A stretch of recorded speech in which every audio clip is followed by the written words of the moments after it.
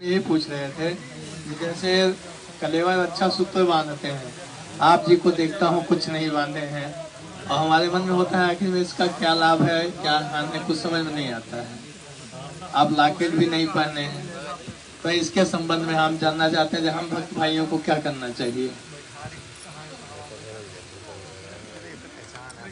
दास ने तो भगत जी लोकेटरी रक्षा सूत्र पहनना लगभग 2.5-3 साल से ही छोड़ रखा है, क्योंकि दास को तो समझ में आ गया कि परमात्मा कोई लोकेट में नहीं है, परमात्मा रक्षा सूत्र में नहीं है। आप मर्यादा तोड़ के चाहे 1 किलो लोकेट अपने गले में बांध लो, देखिए आप बच जाओगे क्या। जो 12 भगत जो मरे थे एक्सीडेंट में महाराष्ट्र वाले, उन सब ने लोकेट पहन रखे थे, सबने रक्षा सूत्र बांध रखे थे। क्यों मर गए भाई? सबसे बड़ा रक्षा सूत्र है मर्यादा। मर्यादा है तो इन चीजों की कोई आवश्यकता नहीं है। और आज तो चलो हम गले में लोकेट पहन रहे हैं, तो 650 साल पहले कौन बनाता था लोकेट? गरीबदास जी के भक्तों ने कब लोकेट पहने थे भाई? धर्मदास जी ने कब लोकेट पहना था? गरीबदास जी ने कब लोकेट पहना था? बनते ही नहीं थे। यानी ये धंधे की कमाई है और क्या? देखो, धंधे की कमाई नहीं कह सकते इसको। कहने का मतलब है, जब बच्चा जब शुरुआती होता है ना, छोटा होता है, क्योंकि जब हम गुरुजी से जुड़ते हैं तो हम बच्चे ही होते हैं, चाहे हम मतलब जिला कलेक्टर हों, जी जी, लेकिन इस भक्ति में अगर हम जुड़ते हैं तो हम जो है बच्चे ही हैं। तो शुरुआत में क्या होता है ना, थोड़ा मतलब कि भाव वगैरह हमारे बने रहे, ठीक है, बाकी और इनका कोई महत्व नहीं है भगत जी। इसके विषय में भी परमात्मा ने बहुत अच्छे से बोल रखा है कि एक सत्संग के माध्यम से परमात्मा ने स्पष्ट किया हुआ है कि आपत्ति के समय लोकेट और रक्षा सूत्र काम नहीं करेगा, मर्यादा काम करेगी। जैसे हम यहाँ हमारे सामने कई ऐसी चीजें आई हैं, कुछ ऐसी निकम्मी आत्माएं आती हैं सत्संग में, यहाँ पूरा ढोंग करती है, रक्षा सूत्र भी लेते हैं, नाम भी लेते हैं, सतनाम भी प्राप्त कर लिया है, गले में लॉकेट भी डालते हैं, और वो यहाँ केवल चोरी करने आते हैं। अब इस तरह का कोई आदमी दुर्घटना में मरता है, आम आदमी तो यूं कहेगा कि रामपाल का चेला था, लॉकेट भी हुई है, धागा भी हुई है। वो रामपाल का चेला नहीं था, वो तो काल का चेला था। परमात्मा ने हर चीज का समाधान दे रखा भगत जी। भक्ति करें, मर्यादा में रहें तो परमात्मा रक्षा करेगा, लोकेट रक्षा सूत्र रक्षा नहीं करेगा भगत जी। पहले एक का तो हो जाए भगत जी। छोटी सी बात पूछिए सर साहब, सुन लीजिए। बच्चा मेरा 5 साल का हो चुका, तो उसे किस तरीके से प्रोसेस, कौन सा प्रोसेस जो अभी तो बताए उस बहन जी को।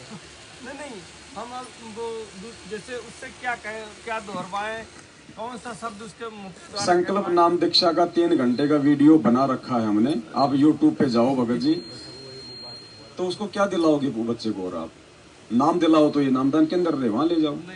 तो संकल्प का हमने वीडियो बना रखा, आप उसको देखो। मैं 2 मिनट से ज्यादा, आप 3 घंटे का सुनोगे, ज्यादा समझ में आएगा।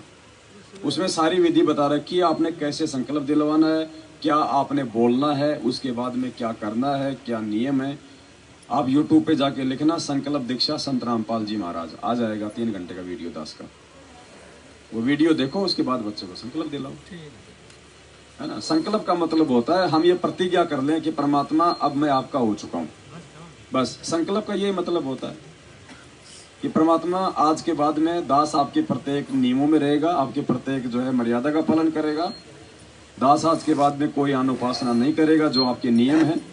आपकी 3 समय की आरती करूंगा, घर में देसी घी का दीपक जलाऊंगा, आप जी के सत्संग सुनूंगा। परमात्मा आज के बाद में मेरा अच्छा बुरा सब कुछ आपके हाथ में है।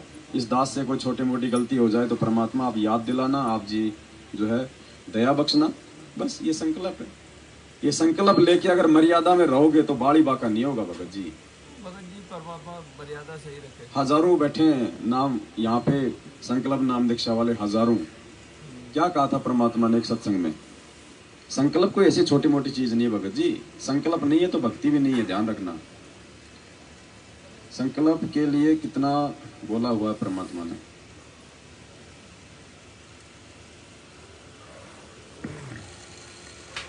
गुरुजी ने कह रखा कि उस बच्चे के माता पिता ने नाम भी नहीं ले रखा था। सिर्फ सत्संग सुनते थे, संकल्प भी नहीं ले रखा था। और आप तो संकल्प अगर करवा दोगे फिर उसके बाद तो बात ही क्या। चले अकेला फिर रोएगा तुम कि मेरा कुछ भी नहीं रहा, मेरे साथ कोई चल नहीं रहा, ये क्या बनी। और परमात्मा कहते हैं मैं रोज बताया करता, प्रतिदिन यही सब समझाया करता, तेरा साथी कोई नहीं है, तेरा साथी मैं हूं, मुझे तू भूल चुका है। तेरा यहाँ भी जो संस्कार है बच्चों का, परिवार का, माता पिता, भाई बहन, पति पत्नी का, इसने भी मैं सेट करवाऊंगा, थोड़ा सुलझेड़ा करवाऊंगा। तुम्हारा इस संस्कार को ढंग से निमटवा दूंगा सबका जो मेरी शरण मांगे, और फिर सारा न मोक्ष कर दूंगा।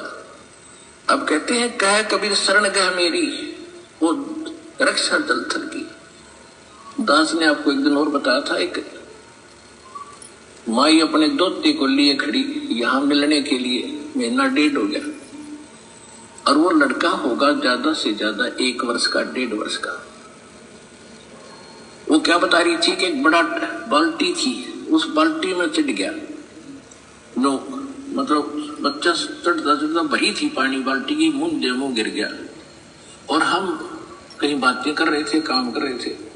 4 घंटे के बाद वो बच्चा से वाला मरा पाया। मेरा दो दामाद और मेरी बेटी सत्संग सुना करते, आपका नाम नहीं ले रहे थे, और उसमें भक्तों के चमत्कार ऐसी ऐसी लीला सुनकर वो गदगद हो रहे थे कि भाई। तो उस दिन उसके पिता ने यह पुकार करी थी, अगर भगवान जब सब कह रहे हैं और धरती पर भगवान है तो आज मेरा बालक जिंदा हो जाए। टक्कर मारी और 4 घंटे पानी में मुंह पर बालक मतलब है निबोड़ का सांस आ जाए। और काफी देर वो बाहर भी रख लिया था। जब वो उसका पिता आया तो उसने ये पुकार करी, 2 सेकंड में बच्चे ने हिचकी ली और ऐसे आंख खुली। बोल सतगुरुदेव की।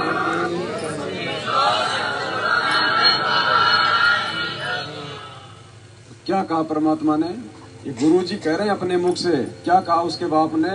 अगर धरती पे भगवान है तो मेरा बालक जिंदा हो जा। तो परमात्मा अपने मुख से कह रहे हैं, यानी हमें विश्वास दिला रहे हैं कि नालायकों, मैं हूं वो भगवान जो धरती पे हूं आज। तो भगत जी संकल्प में बहुत बड़ी पावर है। इन्होंने तो संकल्प भी नहीं किया था, ये तो खाली सत्संग ही सुनते थे गुरु जी के, लेकिन इनको विश्वास था सत्संग सुन के, इंटरव्यू देख के। तो इन्होंने सच्चे दिल से पुकार की थी, परमात्मा ने सुन ली। वो तो समर्थ है भगत जी।